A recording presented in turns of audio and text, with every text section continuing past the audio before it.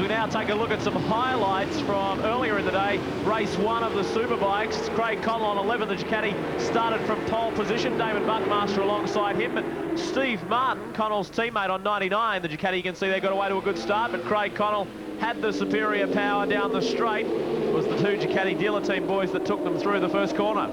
Yeah, Ducatis are always quick around Phillip Island. Phenomenally good low down with that V-twin engine configuration. And they're also brilliant handlers too. But you can see Buckmaster right off the start, even though he got beaten off the line, was right in the thick of the action from the start. There he is on the green Kawasaki, number 46 on the inside. Martin on the outside under a big challenge. And coming through, Mark Willis on the Ansett Air Freight Suzuki.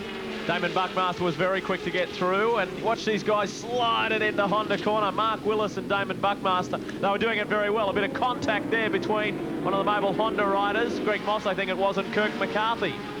Well, this really does show the brilliance of the Superbike regulations worldwide. The fact that you've got these different engine configurations on these motorcycles, all have to run the same weight.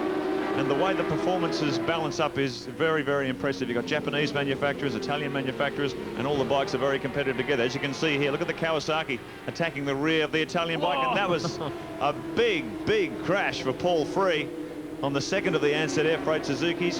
The bikes are doing something like 200 kilometers an hour through that section of the circuit. He was very, very lucky to walk away. Got to his feet straight away. You can see him limping there, but it was a high-speed crash. Now, couldn't work out whether the front went first or the back went first, then the front.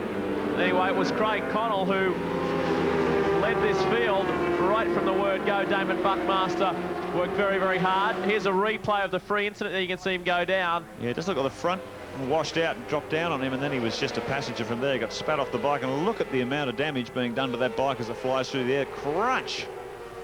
So that really did put a dent in the Ansett Air Freight Suzuki's chances this weekend. Let's look at that from a top angle. Well, watch how high the bike goes. It's incredible, isn't it? Well, you think of something travelling at 200 kilometres an hour, there's a lot of speed to dissipate.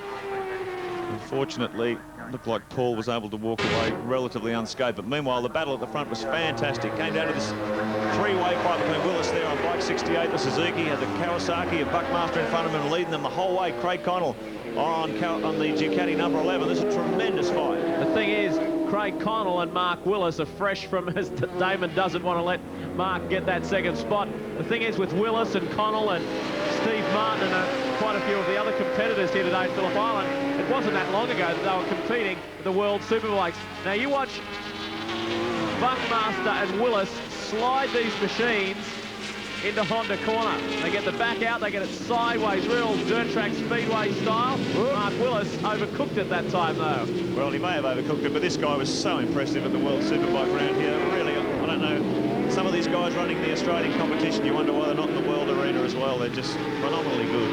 Well, we've heard Barry Sheen talk quite often in the Suzuki situation why Goddard wasn't there. Now Peter's finally there. In terms of the Kawasaki situation for Damon Buckmaster, he must be wondering why Neil Hodgson has kept his World Superbike ride. He pushed Craig the whole way though. He really did push him. He got very, very close on a number of occasions. You can see they're coming up toward Lukey Heights, right up the inside of the Ducati. The Italian Ducati and the Japanese Kawasaki, two bikes tremendously well matched. Obviously the riders very well matched as well. This was very close wheel-to-wheel action. Now let's look at the green Kawasaki 46 sliding in under brakes on the rear wheel. Willis tried to do the same. We just came in a little bit too hot and paid the penalty. Worked very hard though once that incident happened to get his way back. Meanwhile, on board the Kawasaki Australia machine, Damon Buckmaster didn't give up. He was pushing the Queenslander Craig Connell all the way on the Ducati dealer team entry. Looked for every possible opportunity to squeeze on by. Connell remained firm. Kawasaki Australia didn't compete at the World Supers. Talking about Damon Buckmaster and reigning champ Marty Craggle, they were the only domestic team not to compete there. Well, any racing driver in a four-wheel machine, a racing car, will tell you this is a pretty intimidating place to ride around, but on these bikes it must be something else. Craig Connell, as we said earlier, started from pole position and he got away to a fantastic start and he never looked back. He took it all the way to the line. Although Damon Buckmaster pushed him very hard, it was Connell who got there for the win. Now, Mark Willis returned from that incident to come all the way back to fourth spot. He did a terrific job. The final placings on the Shell Helix race course: Connell, Buckmaster, Giles, Willis and Young. It was a great effort. Then we go back. Greg Murphy.